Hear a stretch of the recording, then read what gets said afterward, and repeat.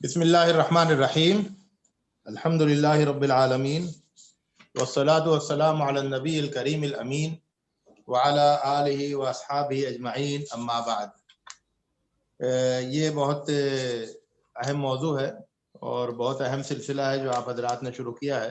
سیرت طیبہ کا اس طرح سے قسط وار مطالعے کا، اور اس میں ظاہر ہے کہ امید کی جاتی ہے کہ یہ سب کے لیے مفید ہوگا۔ تو آج جیسا کہ آپ کو معلوم ہے کہ غزوہ حنین کے سلسلے میں گفتگو کرنا ہے، تو غزوہ حنین ایک طرح سے کہا جا سکتا ہے کہ یہ باقاعدہ بڑے غزوات میں آخری غزوہ تھا۔ اللہ کے رسول صلی اللہ علیہ وسلم کی حیات مبارکہ کے بڑے غزوات میں آخری غزوہ تھا غزوہ حنین۔ چونکہ یہ آخری غزوے کی بات چل رہی ہے اور مجھے یہ نہیں معلوم ہے کہ اس سے پہلے کیا باتیں ہو چکی ہیں، لیکن میں یہ مناسب سمجھوں گا کہ غزوات کے سلسلے میں، خاص طور سے غزوات رسول صلی اللہ علیہ وسلم کے سلسلے میں کچھ وضاحتیں تمہید کے طور پر، کچھ ضروری وضاحتیں آ جائیں،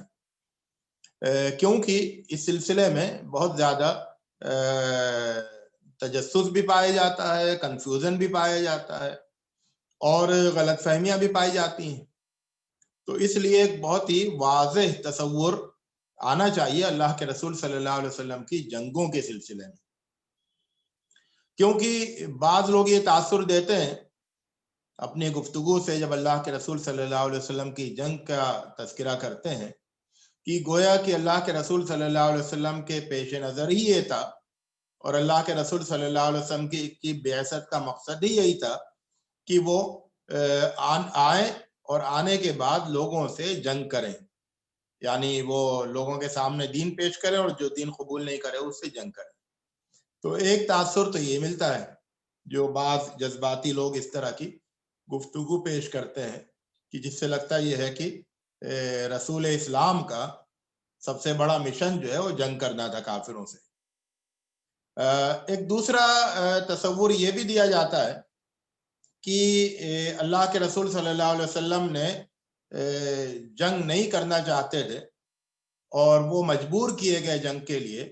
اور جب وہ مجبور کیے گئے اور ان کے اوپر جنگ مسلط کر دی گئی تبھی انہوں نے جنگ کی۔ یہ دوسرا وہ ہے جس کو یہ کہتے ہیں کہ اللہ کے رسول صلی اللہ علیہ وسلم نے ہمیشہ دفاعی جنگ کی۔ تیسرا موقف یہ بھی سامنے آتا ہے کہ اللہ کے رسول صلی اللہ علیہ وسلم نے تو جنگ کی اپنے زمانے میں، لیکن وہ جنگ جو ہے وہ صرف اللہ کے رسول صلی اللہ علیہ وسلم ہی کے لیے محدود تھی، خاص تھی، اور وہ بھی اس لیے کیونکہ انہوں نے اقامت حجت کر دیا تھا، اور اس لیے اتمام حجت کی وجہ سے ایک طرح سے ان کے لیے جواز حاصل ہو گیا تھا، بلکہ اللہ تعالیٰ نے ان کو حکم دیا تھا کہ عذاب نازل کریں جنگ کی صورت میں کافروں پر، اور گویا کہ اب یہ سلسلہ اللہ کے رسول صلی اللہ علیہ وسلم کی رحلت کے بعد سے یہ سلسلہ اب ختم ہو گیا ہے۔ تو ایک تصور یہ بھی پیش کیا جاتا ہے۔ ہمیں یہ دیکھنا چاہیے کہ سیرت طیبہ اور سیرت طیبہ کا جو پہلا سب سے اصل ماخذ ہے، سرچشمہ ہے، یعنی قرآن مجید، وہ جنگوں کے سلسلے میں کیا تصور پیش کرتا ہے۔ تو جب ہم یہ دیکھتے ہیں قرآن مجید میں، جب ہم مطالعہ کرتے ہیں غزوات رسول صلی اللہ علیہ وسلم کا، تو ہمارے سامنے یہ بات آتی ہے کہ اللہ کے رسول صلی اللہ علیہ وسلم نے جتنی جنگیں کی ہیں تو وہ اس بنیاد پر کی ہے کہ وَهُمْ بَدَؤُوكُمْ أَوَّلَ مَرَّةٍ، اس کا تذکرہ سورہ توبہ میں آیا ہے کہ ان سے جنگ کیوں نہیں کی جائے، انہوں نے شروع کیا ہے جنگ کو، انہوں نے شروع کیا ہے، اس لیے اب ان سے جنگ کرنا جو ہے وہ ضروری ہو گیا ہے۔ تو ایک اصول یہ سامنے آتا ہے کہ جب مخالف دشمنی پر اتر آئے اور جنگ شروع کر دے تو اس کے بعد پھر اس جنگ کو اختتام تک پہنچانا، اس کا اہل اسلام کو حق حاصل ہو جاتا ہے، اور اللہ کے رسول صلی اللہ علیہ وسلم نے گویا کہ اسی انداز سے ہر جنگ کو اپنے اختتام تک پہنچایا۔ مثال کے طور پر مکے کے لوگوں سے اللہ کے رسول صلی اللہ علیہ وسلم نے جنگ شروع نہیں کی، لیکن جیسا کہ آپ نے جنگ بدر، جنگ احد اور جنگ خندق کی تفصیلات میں سنا ہوگا کہ جنگ شروع کی ان لوگوں نے، اور جب جنگ شروع کر دی تو اس کے بعد پھر وہ اب وہ اس جنگ کو ایک نتیجے تک پہنچنا ضروری ہو گیا۔ چنانچہ اللہ کے رسول صلی اللہ علیہ وسلم نے فتح مکہ تک پہنچا کر اس جنگ کو ایک نتیجے تک پہنچایا۔ جو جنگ کا سلسلہ بدر میں شروع ہوا تھا وہ احد اور خندق تک جاری رہا، اور اس کے بعد پھر صلح حدیبیہ سے ہوتے ہوئے وہ فتح مکہ پر مکمل ہوا۔ تو یہ جو سلسلہ شروع ہوا تھا جنگ بدر سے اور مکمل ہوا فتح مکہ پر، یہ شروع کیا تھا کفار مکہ نے، اور اس کو اختتام تک پہنچایا، انجام تک پہنچایا اللہ کے رسول صلی اللہ علیہ وسلم نے اور ان کے اہل اسلام ساتھیوں نے۔ اسی طرح سے آپ یہ دیکھیں گے کہ جنگ حنین اس طرح سے ہوئی کہ اللہ کے رسول صلی اللہ علیہ وسلم کو یہ بات معلوم ہوئی کہ جب مکہ فتح ہو گیا تو مکہ فتح ہونے کے بعد طائف کے جو آس پاس کے قبائل تھے، جن میں بنو ثقیف تھے، بنو حوازن تھے اور دیگر کئی قبیلے تھے، ان سب لوگوں نے مل کر ایک اتحاد، ایک الائنس بنایا، اور انہوں نے یہ طے کیا کہ ہم حملہ آور ہو کے اور جنگ کی تیاریاں شروع کر دیں، اور یہ ہوا کہ ہم جو ہے وہ مسلمانوں کے اوپر حملہ آور ہوں گے اور ان کے ساتھ آخری گویا کی جنگ کریں گے۔ اللہ کے رسول صلی اللہ علیہ وسلم کو ان کے اس الائنس کی، ان کی اس کوشش کی، ان کی تیاریوں کی، سب چیزوں کی اطلاع مل گئی، اور یہ معلوم ہو گیا کہ اب دشمن جو ہے وہ حملہ آور ہونے کی تیاری کر رہا ہے بہت بھرپور طریقے سے۔ تو جب آپ کو یہ معلوم ہو جائے کہ سامنے دشمن نے جنگ کی تیاریاں شروع کر دی ہیں اور اس نے ایک بہت بڑا الائنس بھی بنا لیا ہے اور وہ کسی بھی وقت حملہ آور ہو سکتا ہے، اور یہ بات مطلب باعتماد ذرائع سے معلوم ہو جائے اور اس پر پورا یقین حاصل ہو جائے، تو پھر ظاہر ہے کہ دشمن کو تیاری کرنے کا موقع نہیں دیا جاتا ہے، بلکہ اس سے جنگ کرنے کے آپشن کو لینے کی کوشش کی جاتی ہے کہ اس نے جو جنگ کرنے کی چوائس کو اختیار کیا ہے اس چوائس کو اس سے واپس لیا جائے۔ چنانچہ اللہ کے رسول صلی اللہ علیہ وسلم نے تیاری کی فوری طور پر، اور بجائے اس کے کہ مکہ کو میدان جنگ بننے دیتے، کیونکہ مکہ ایک تو وہ محترم شہر ہے اور وہاں جنگ کا ہونا جو ہے وہ اس شہر کے تقدس کے خلاف ہے، تو اس شہر سے باہر نکلنا چاہیے، اور اللہ کے رسول صلی اللہ علیہ وسلم نے فوری تیاری کے ساتھ رخ کیا حنین کی طرف، طائف کی طرف، اور راستے میں جب وادی حنین سے گزر رہے تھے تو وہاں پر معلوم یہ ہوا کہ وہاں پر دشمن نے کمین گاہیں بنا رکھی تھی اور چھپا ہوا تھا دشمن وہاں پر، اور دشمن نے وہاں سے پھر تیروں کی بوچھار کے ساتھ حملہ کیا، اور اس کے بعد پھر وہیں پر وادی میں وہ جنگ شروع ہو گئی جس کو آگے جا کر طائف میں ہونا تھا۔ تو یہ غیر متوقع صورتحال تھی، اور جس کی تفصیل آپ سیرت کی کتابوں میں پڑھیں گے کہ کس طرح سے پہلے ایک ابتری پھیل گئی مسلم فوج میں، اور ایک طرح کی افراتفری پھیل گئی، لوگ بھاگنے لگے، اور بہت ہی زبردست حملہ تھا۔ اس سے اندازہ ہوتا ہے کہ حملہ بہت ہی زبردست تھا، کیونکہ مسلمانوں کی فوج بہت بڑی تھی اس وقت، اور اتنی بڑی فوج میں ابتری پھیل جانا تو ایک تو بالکل غیر متوقع اور اچانک حملہ تھا، اور دوسرے یہ کہ بہت زبردست حملہ تھا اور بڑی تیاریوں کے ساتھ وہ حملہ ہوا تھا، تو جس کے نتیجے میں ایک ابتری پھیلی اور لوگ ادھر ادھر بھاگنے لگے۔ بہرحال اللہ کے رسول صلی اللہ علیہ وسلم نے پوری جواں مردی کے ساتھ، ہمت اور بہادری کے ساتھ اپنے چچا عباس کی مدد لی۔ عباس کی آواز بہت بلند تھی، بڑی آواز تھی، اونچی آواز، تو ان سے کہا، انہوں نے پکارا لوگوں کو، مختلف قبائل کو پکارا، انصار کو پکارا، مہاجرین کو پکارا، اور لوگ دوبارہ پھر واپس جمع ہوئے، اور جمع ہونے کے بعد پھر انہوں نے اللہ کی تعالیٰ کی مدد بھی شامل حال ہوئی، اور اس طرح سے زبردست جنگ ہوئی، اور جنگ کے نتیجے میں پھر مسلمانوں کو بالآخر زخم پہنچنے کے بعد اور سخت مرحلے سے گزرنے کے بعد پھر مسلمانوں کو ایک بڑی فتح حاصل ہوئی، اور وہ بہت سارے لوگ قیدی بنا لیے گئے، بہت سارا مال غنیمت آیا، اور اس طرح کی صورت ہوئی۔ اب یہ غزوہ حنین ہے، جس کے بعد پھر وہاں سے پھر اللہ کے رسول صلی اللہ علیہ وسلم آگے گئے، وہاں انہوں نے طائف کے ثقیف کے قلعے کا محاصرہ کیا۔ وہ محاصرہ تقریباً 20 دن سے لے کے 1 مہینے تک جاری رہا، اور جب اسے ختم ہونے کی کوئی صورت نظر نہیں آئی تو اللہ کے رسول صلی اللہ علیہ وسلم پھر وہاں سے واپس آ گئے، اور اس کے بعد پھر ان لوگوں نے خود ان کے لیے ہدایت کی دعا کر کے واپس آئے، اور کچھ ہی بہت ہی تھوڑے عرصے کے اندر وہ لوگ، یعنی ابھی اللہ کے رسول صلی اللہ علیہ وسلم کا سفر مکے تک پورا بھی نہیں ہوا تھا، راستے میں ٹھہرے تھے، کہ وہ لوگ آئے اور انہوں نے اسلام قبول کیا، اور اس طرح سے پورا طائف جو ہے وہ مشرف با اسلام ہو گیا۔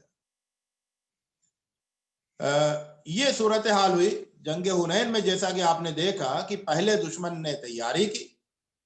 اور اس کے بعد پھر دشمن نے غیر متوقع اچانک حملہ کیا، اور پھر آخر کار دشمن کو شکست ہوئی۔ لیکن اللہ کے رسول صلی اللہ علیہ وسلم کو ان کی ہدایت کی فکر تھی، تو ان کی ہدایت کے لیے دعا کی، اور پھر ایک وقت آیا کہ ان کے قیدیوں کو بھی اللہ کے رسول صلی اللہ علیہ وسلم نے آزاد کر دیا، اور تمام لوگ آزاد ہو گئے، اور پھر پورا علاقہ جو ہے وہ مسلمان ہو گیا۔ تو یہ آخری معرکہ تھا ایک طرح سے حجاز کے اندر یا سرزمین عرب کے اندر اسلام کی اس میں اسلام کی اولین تاریخ کا آخری معرکہ تھا۔ میں آپ لوگوں کی توجہ اس طرف دلانا چاہتا ہوں کہ اللہ کے رسول صلی اللہ علیہ وسلم کی سیرت میں غزوات کا پہلو بہت ابھرا ہوا ہے۔ بعض لوگ یہ کہتے ہیں کہ یہ ہماری غلطی ہے، مورخین کی غلطی ہے کہ انہوں نے سیرت کا مطلب غزوات سمجھا،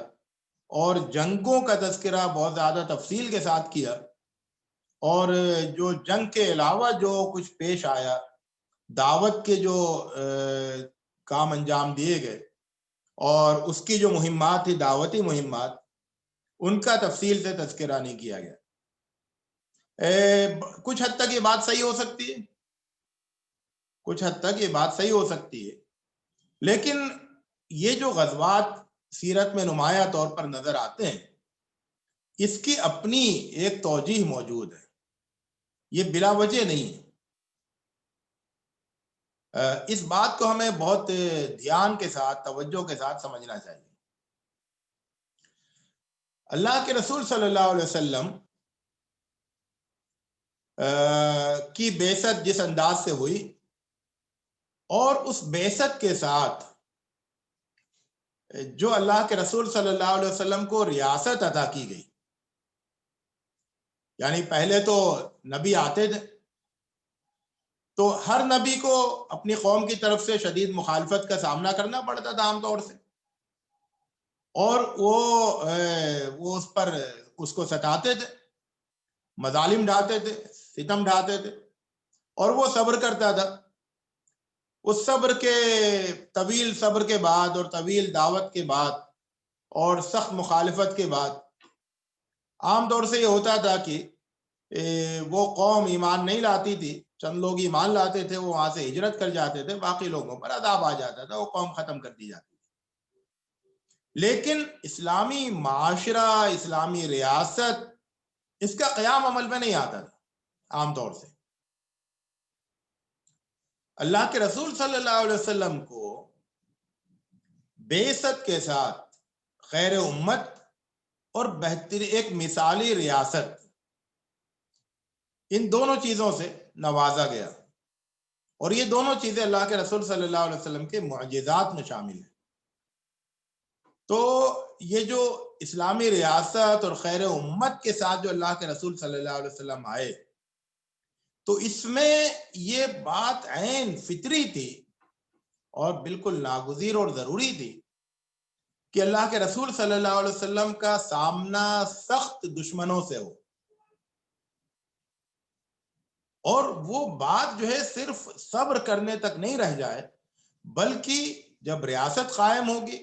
اور اس کے بعد پھر ریاست کی حفاظت کے لیے، ریاست کی تشکیل کے لیے دشمنوں کے ساتھ، وہ دشمن جو کہ بہت بڑی تعداد میں ہوں گے اور جو حملہ آور ہوتے رہیں گے اور جو جنگ کا آغاز کریں گے، ان کا سامنا کرنا اور ان کا طاقت اچھی طرح سے مقابلہ کرنا، یہ اس اسکیم کا جو اللہ کے رسول صلی اللہ علیہ وسلم کے ساتھ نازل ہوئی تھی، اس اسکیم کا لازمی حصہ تھا. اس کے بغیر یہ سب ممکن ہی نہیں تھا. تو اس لیے دشمنوں کا، اور بہت جانی دشمنوں کا اور عسکری نوعیت کے دشمنوں کا وجود ایک بہت بڑی حقیقت تھی، جو اللہ کے رسول صلی اللہ علیہ وسلم کی بعثت سے لازمی طور پر جڑی ہوئی تھی. تو اس لیے ہم یہ دیکھتے ہیں کہ اللہ کے رسول صلی اللہ علیہ وسلم کی جو مکی زندگی ہے، وہ تو دشمنوں کے ظلم اور اللہ کے رسول صلی اللہ علیہ وسلم کے صبر پر مشتمل رہی، کی صورت میں رہی، عبارت رہی. اور یہ تمام نبیوں کے حالات جو قدیم انبیاء ہیں، ان سب کے حالات میں ہم یہی دیکھیں. لیکن جو مدنی زندگی تھی، وہ اللہ کے رسول صلی اللہ علیہ وسلم کی زندگی دیگر انبیاء سے بہت مختلف تھی. یہاں پر ایک خیر امت برپا ہوئی تھی،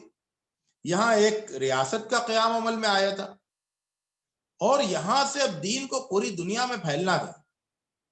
اسی لیے یہاں پر جو دشمنی ہوئی، دشمن سامنے آئے،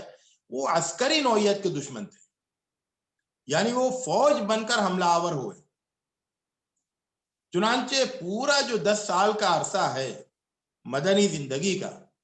اس میں پے در پہ جنگیں ہوتی رہی.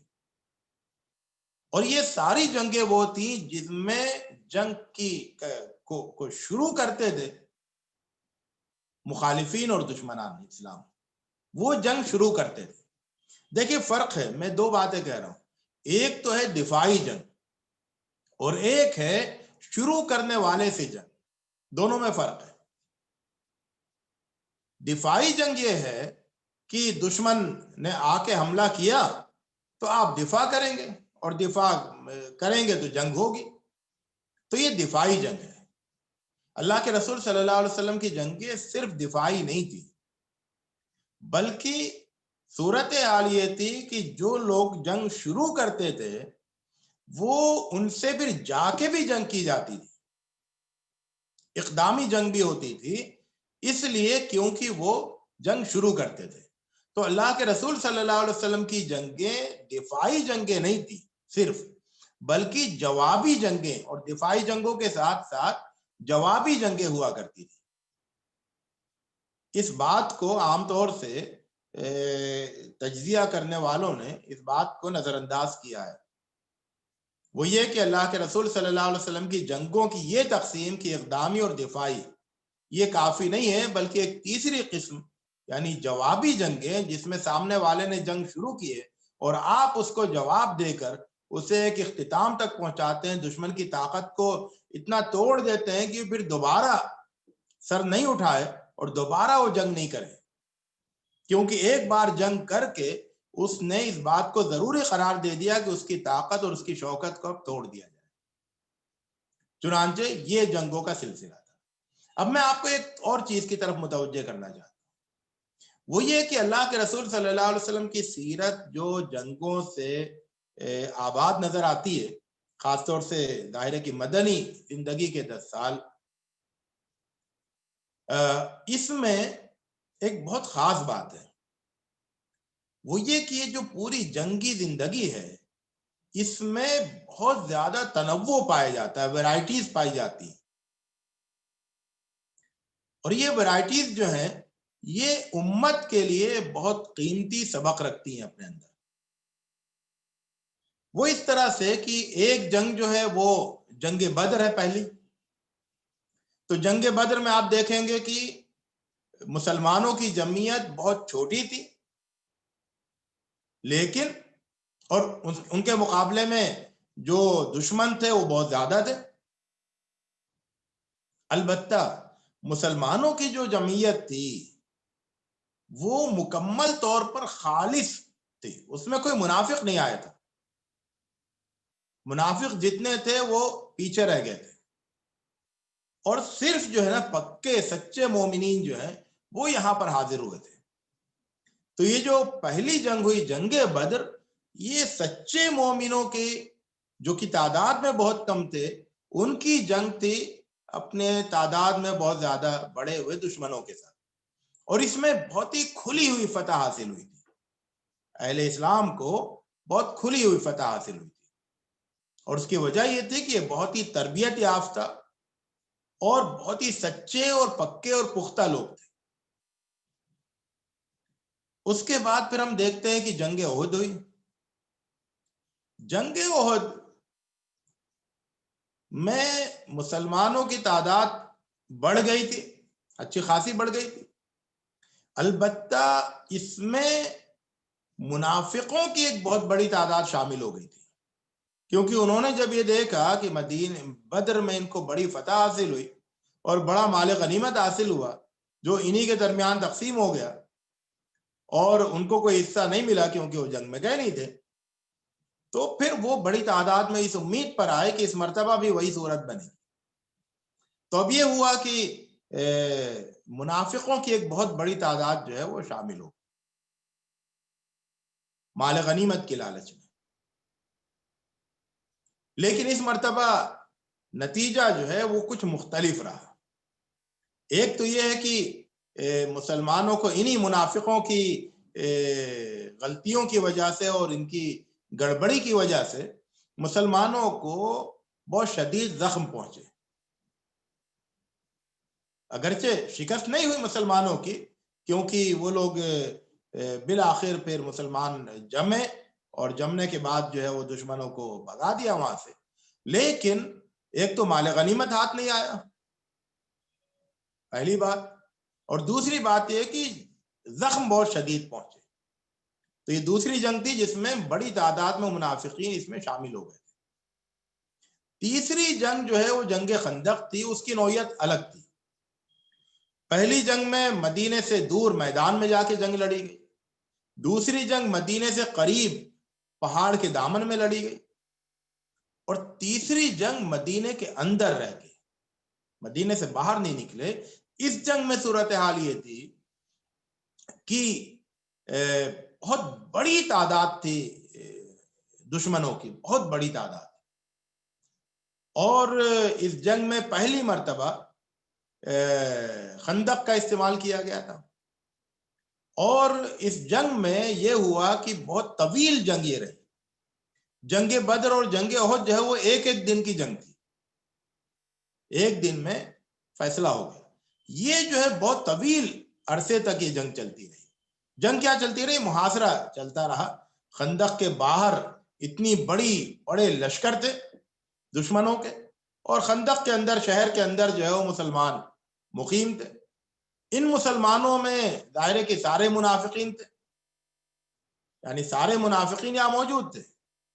کوئی اب باہر تو نہیں تھا، سارے مدینے کے اندر ہی تھے، اور مسلمانوں کے سچے مسلمان بھی تھے، دوسری طرف یہودی بھی تھے اپنے قلعوں میں، اور یہ سب لوگ تھے۔ تو یہاں پر یہ ہوا کہ ایک تیسری سچویشن تھی، بدر اور احد سے بالکل مختلف سچویشن، کہ ایک طویل مدت تک دشمن کا سامنا تھا، بہت بڑے دشمن کا سامنا تھا، اور منافقوں سے روزانہ منافقوں کی طرف سے پریشانیاں نکل کے آ رہی تھی، وہ پریشان کر رہے تھے، یہودیوں نے غداری بھی کر دی تھی۔ تو یہ بہت ہی ایک شدید سخت صورتحال پیش آئی تھی۔ چلیے اس کے بعد پھر اور آگے بڑھتے ہیں، تو پھر صلح حدیبیہ کو لے لیتے ہیں، جس کو غزوہ حدیبیہ بھی کہتے ہیں۔ یہاں ایک اور صورتحال پیش ہوئی کہ جنگ، غزوہ احزاب میں جنگ نہیں ہوئی ہے نا، البتہ منافقین پہچان لیے گئے اور مسلمانوں کا شدید امتحان ہوا۔ صلح حدیبیہ میں جنگ نہیں ہوئی، البتہ صلح کرنے کا تجربہ ہوا کہ بغیر جنگ کے، جنگ کو ٹالنے کے لیے دب کر صلح کیسے کرتے ہیں۔ تو اس میں اسلامی سیرت یعنی حضرت اللہ کے رسول صلی اللہ علیہ وسلم نے امت کو ایک اور تعلیم دی کہ دشمن چاہے کتنا ہی خطرناک ہو، اگر وہ صلح کرنے پر تیار ہے اور جنگ بندی کے لیے تیار ہے تو پھر چاہے کچھ دبنا پڑ جائے، وڈرا کرنا پڑ جائے، پیچھے ہٹنا پڑے، لیکن صلح کے راستے کو ترجیح دی جائے گی۔ والصلح خیر۔ تو صلح حدیبیہ سامنے آئی۔ پھر ہم نے دیکھا کہ ایک اور کچھ بہت سارے واقعات کو میں چھوڑ بھی دے رہا ہوں، بڑے بڑے جو وہ ہیں ان کو میں لے رہا ہوں کہ پھر فتح مکہ کا واقعہ پیش آیا کہ جس میں بغیر جنگ کے شہر کو فتح کیا گیا۔ تو یہ ایک اور نمونہ سیرت کا سامنے آیا کہ جہاں ممکن ہو، مطلب فتح کرنا تو ضروری ہو، لیکن جنگ سے جہاں تک گریز کرنا ممکن ہو اور بغیر جنگ کے جو فتح حاصل ہو اس کو ترجیح دی جائے۔ تو اللہ کے رسول صلی اللہ علیہ وسلم نے فتح مکہ کے موقع پر وہ ساری تدبیریں کی جن کے ذریعے سے جنگ کی نوبت نہیں آئے۔ چنانچہ بغیر جنگ کے اور بغیر خون خرابے کے، اکا دکا جھڑپ کو چھوڑ کے مکہ فتح ہو گیا۔ بہت بڑا واقعہ تھا وہ عربوں کی تاریخ کا، بہت بڑا واقعہ تھا مکے کا فتح ہونا۔ اور اس کے بعد پھر مکہ فتح ہونے کے بعد پھر ایک اور نمونہ پیش ہوا جنگ کا، اور وہ تھا غزوہ حنین کا موقع، جس میں مسلمانوں کی تعداد بہت زیادہ، لیکن ابھی صورتحال کیا تھی کہ منافق جو تھے وہ تو تھے ہی، ایک بڑی تعداد ایسے مسلمانوں کی شامل ہو گئی تھی اس فوج میں جو بالکل نئے نئے اسلام میں داخل ہوئے تھے، ان کی تربیت ابھی نہیں ہوئی تھی۔ وہ دنیا کے جو مادی پیمانے ہیں فتح اور شکست کے، ان سے تو بہت مانوس تھے، لیکن وہ حقیقی جو پیمانے ہیں فتح اور شکست کے، ان سے وہ ابھی صحیح سے واقف نہیں ہوئے تھے۔ چنانچہ روایتوں میں آتا ہے کہ جنگ حنین کے دن بہت مچل رہے تھے بہت سارے مسلم فوج میں شامل لوگ، اور وہ کہہ رہے تھے کہ لن نغلب اليوم، آج تو ہمیں شکست ہو ہی نہیں سکتی، آج تو فتح ہماری ہاتھ میں ہے اور ہم تو آج جیت کے رہیں گے۔ اس طرح کے دعوے کرنے شروع کر دیے تھے۔ قرآن مجید میں آیا کہ اذا اعجبتکم کثرتکم، کہ تمہیں جو ہے اپنی کثرت پر تم ریجھنے لگے تھے اور تم اس میں گویا کہ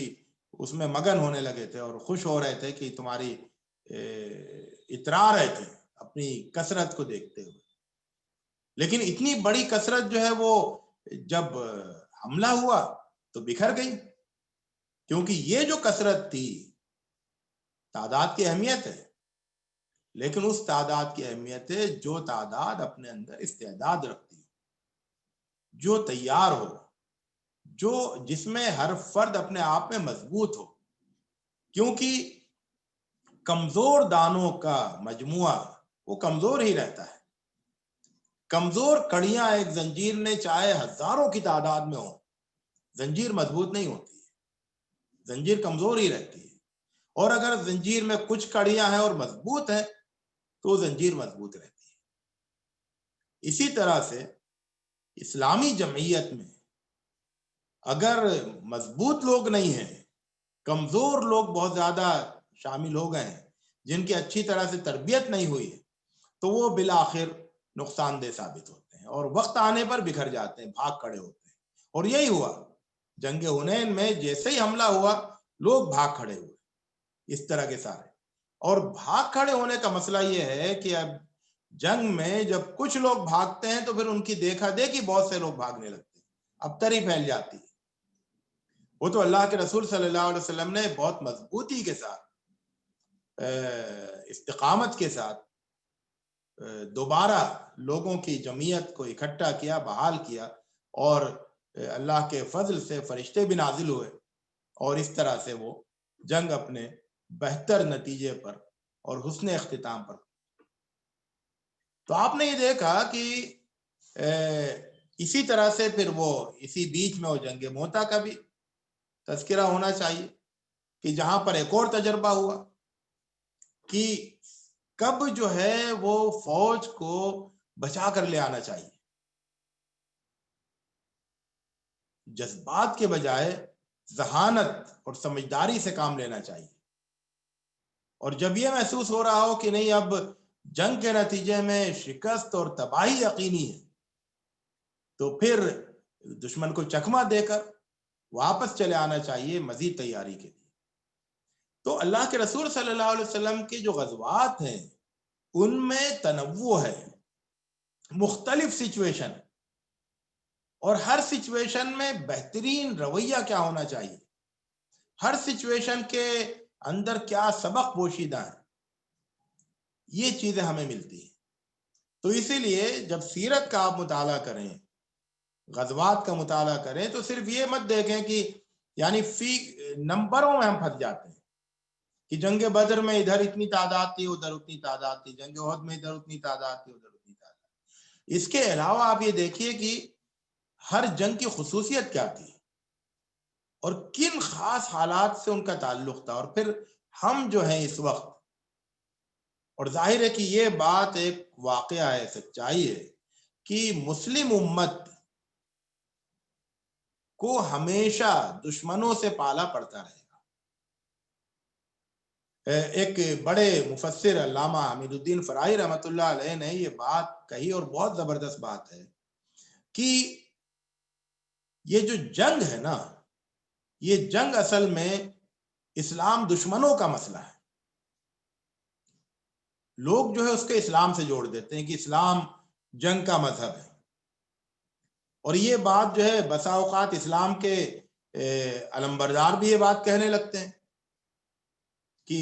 ہر ایک کے دل میں جہاد کی تمنا ہونی چاہیے، اور جو مخالفین ہیں وہ بھی یہ اعتراض کرتے ہیں کہ یہ جنگ کا مذہب ہے۔ لیکن اس کی اصل میں حقیقت کو سمجھنا چاہیے۔ اسلام یہ نہیں سکھاتا ہے کہ جنگ کرو، جنگ کرو اسلام نہیں سکھاتا، البتہ اسلام باخبر کرتا ہے، آگاہ کرتا ہے کہ دیکھو اسلام کے جو دشمن ہیں وہ ہمیشہ تم سے جنگ کرتے رہیں گے، وَلَا يَزَالُونَ يُقَاتِلُونَكُمْ۔ تو اسلام کے جو دشمن ہیں وہ کبھی جنگ سے باز نہیں آئیں گے، وہ ہمیشہ جنگ کرتے رہیں گے،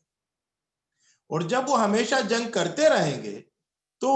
تم ہمیشہ جنگ کا سامنا کرتے رہو گے، اور اس لیے تم کو ہمیشہ جنگ کرنی پڑے گی، کیونکہ وہ ہمیشہ جنگ کرتے رہیں گے۔ ایسا نہیں ہو سکتا کہ وہ جنگ سے باز آ جائیں۔ تو اسلام کے جو دشمن ہیں وہ اسلام کے خلاف جنگ سے کبھی باز نہیں آئیں گے، اور اس کی وجہ یہ ہے کہ وہ دلیل میں کمزور ہوتے ہیں۔ اسلام کو جنگ کی ضرورت نہیں ہے کیونکہ اسلام دلیل میں مضبوط ہے، لیکن اسلام کے دشمنوں کو جنگ کی ضرورت پڑتی ہے کیونکہ وہ دلیل میں کمزور ہوتے ہیں، اور چونکہ وہ جنگ کی ضرورت پڑتی ہے اور وہ جنگ چھیڑتے ہیں تو پھر اہل اسلام کے لیے اس کا جواب دینا ضروری ہو جاتا ہے۔ تو اسی لیے میں کہہ رہا ہوں کہ اہل اسلام کی جنگیں ہمیشہ جوابی جنگیں رہیں گی، لیکن یہ جوابی جنگیں قیامت تک جاری رہیں گی کیونکہ اسلام دشمن ہمیشہ جنگ کرتے رہیں۔ پوری انبیائی تاریخ یہ بتاتی ہے، اللہ کے رسول صلی اللہ علیہ وسلم اور صحابہ کرام کی پوری تاریخ یہ بتاتی ہے، اور پوری امت مسلمہ کی تاریخ یہ بتاتی ہے کہ ہمیشہ جو ہے جنگ کے بادل اسلامی امت کے اوپر منڈلاتے رہے، اور اسی لیے ہمیشہ امت کی کو یہ تعلیم دی گئی ہے کہ وہ کم سے کم اتنی تیاری رکھے کہ دشمن جنگ نہیں کرے، ترہبون بی عدو اللہ وعدوکم، کہ دشمن جنگ نہیں کرے، اتنی تیاری اسلامی امت کی ہونی چاہیے۔ تو خیر ابھی تو ہم یہ جو ہے یہ حقائق ہیں، یہ ان کو اس لیے سمجھنا ضروری ہے کہ ہم اسلام کی صحیح ترجمانی کر سکیں، نہ تو ہم جوش میں آ کر اسلام کی غلط ترجمانی کریں اور یہ کہیں کہ اسلام جو ہے وہ گویا کہ جہاد اسلام کا ایک لازمی رکن ہے کہ اس کے بغیر اسلام ہی مکمل نہیں ہوتا. نہیں، جہاد ایک وقتی ایک صورتحال سے نبٹنے کا ایک طریقہ ہے. یعنی جنگ جو ہے اسلام میں ایک پیش آمدہ صورتحال سے نبٹنے کا طریقہ ہے. البتہ یہ بھی ہمیں نہیں سمجھنا چاہیے، اور مخالفین جب یہ کہیں کہ اسلام جنگ کا مذہب ہے تو ان کو ہمیں صحیح سے سمجھانا چاہیے خود سمجھنے کے بعد کہ اسلام کی جو جنگ ہے وہ اصل میں جوابی جنگ ہوتی ہے، اور اصل جو جنگ چھیڑنے والے ہوتے ہیں وہ اسلام دشمن ہوتے ہیں. اس لیے اگر جنگ کو بند کرنا ہے تو اسلام دشمنوں کو اپنا طریقہ درست کرنا پڑے گا اور انہیں جنگ سے پیچھے ہٹنا ہوگا، کیونکہ جنگ تو وہ چھیڑنے والے. تو یہ جو ہے وہ جنگ حنین کے تعلق سے میں بتا رہا تھا. جنگ حنین میں اور بھی کچھ واقعات پیش آئے جس کے اندر ہمارے لیے تربیتی مواد موجود ہے. وہ یہ کہ جب مال غنیمت تقسیم ہو رہا تھا، ظاہر ہے کہ بہت زیادہ مال غنیمت آتا ہے،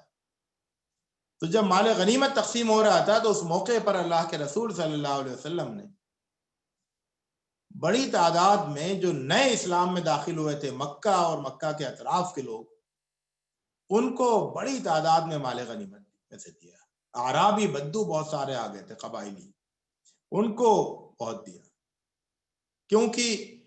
ایک طرح سے ان کو وہ مال غنیمت ان کے درمیان تقسیم کر کے ان کے دل جیتنا بھی مقصود تھا. یہ جو قبائلی جو معاشرہ ہوتا ہے اس میں یہ ساری چیزیں ضروری ہوتی ہیں کہ آپ جو ہے لوگوں کو مادی لحاظ سے مطمئن کریں. اور ظاہر ہے کہ اللہ کے رسول صلی اللہ علیہ وسلم مال غنیمت اس لیے نہیں لیتے تھے کہ وہ مالدار ہو جائیں یا مسلمان مالدار ہو جائیں، بلکہ اس کا مقصد یہی ہوتا تھا، جیسا کہ ہم نے دیکھا کہ اللہ کے رسول صلی اللہ علیہ وسلم کو جب اتنا مال غنیمت ملا تو انہوں نے لوگوں میں، عوام میں،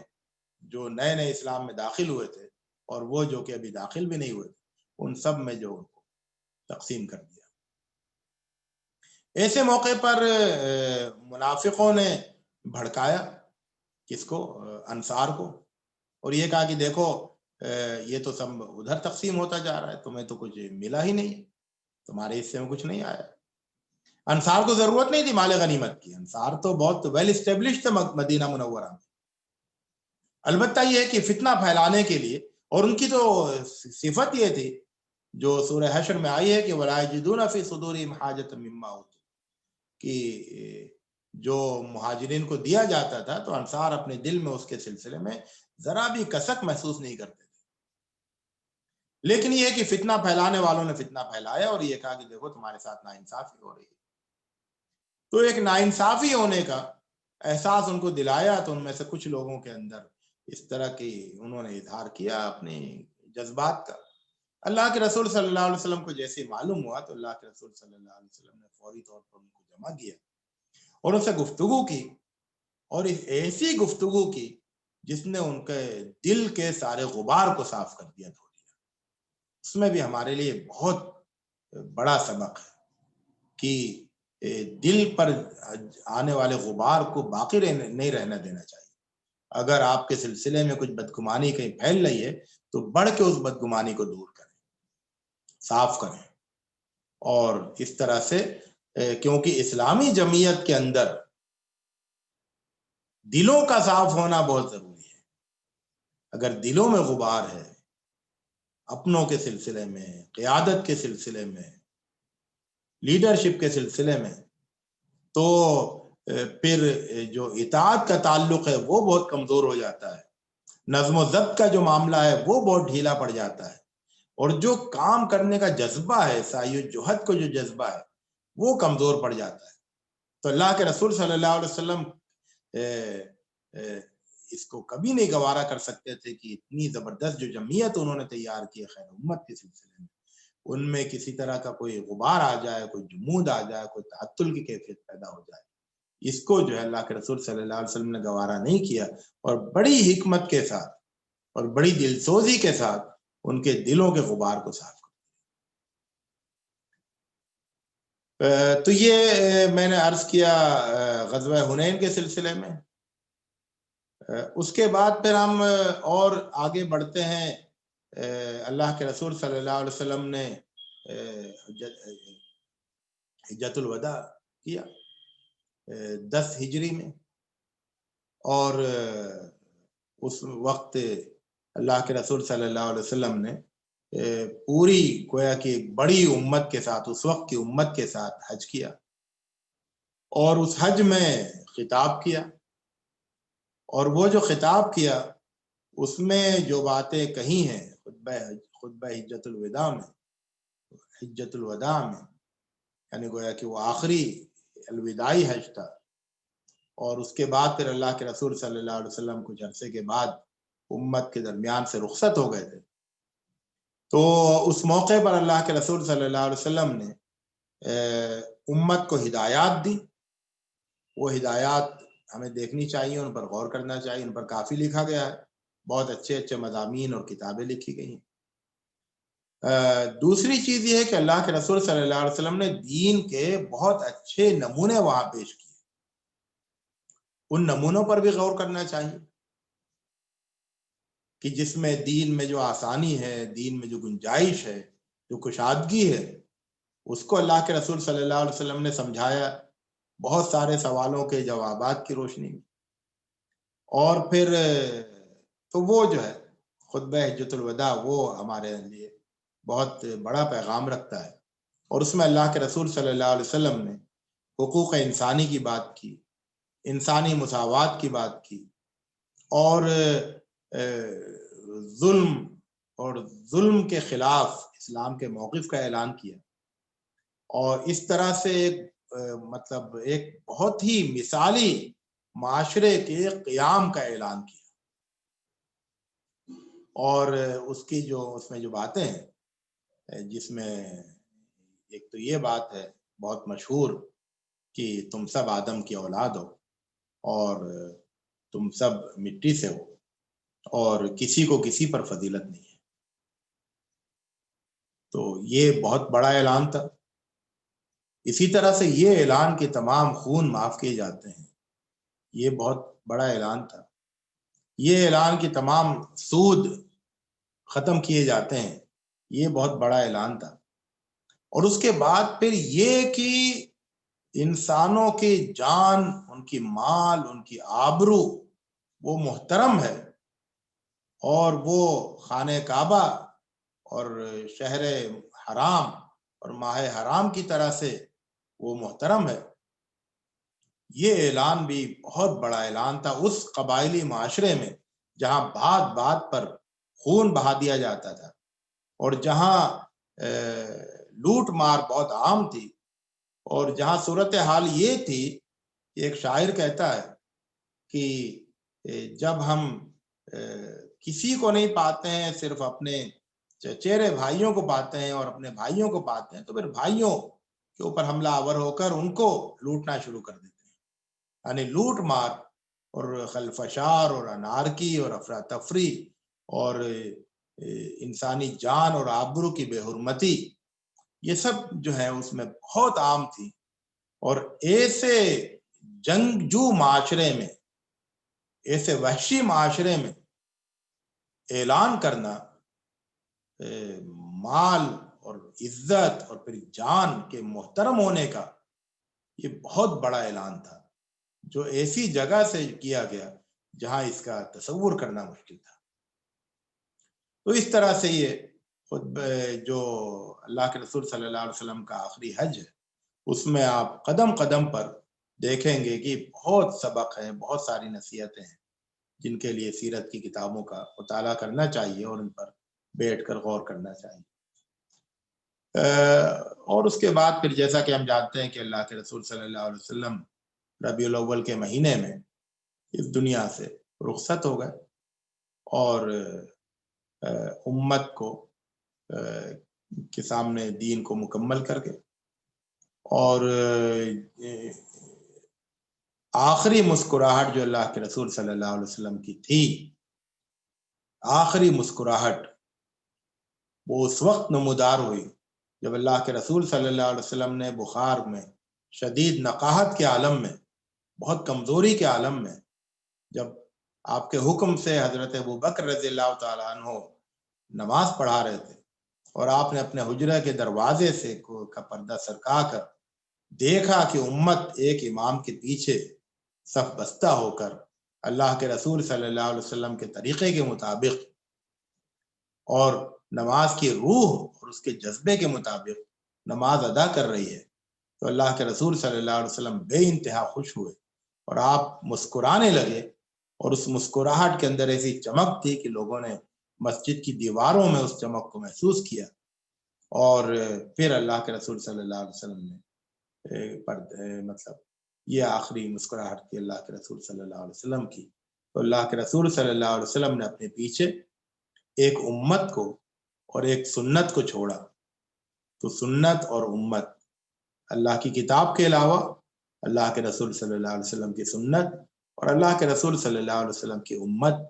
یہ وہ چیزیں ہیں جو کہ گویا کہ اللہ کے رسول صلی اللہ علیہ وسلم کی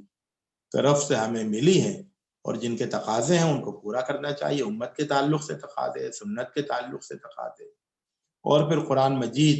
تو رہنمائی کا سب سے بڑا ذریعہ ہے، سرچشمہ ہے، اس کے تعلق سے ہماری ذمہ داریاں، یہ سب چیزیں زیر غور لانے کی ضرورت ہے، اور ان کے سلسلے میں سنجیدہ ہونے کی ضرورت ہے۔ اللہ رب العزت سے دعا ہے کہ وہ سیرت طیبہ سے ہمیں زیادہ سے زیادہ مستفید ہونے کا موقع عطا فرمائے۔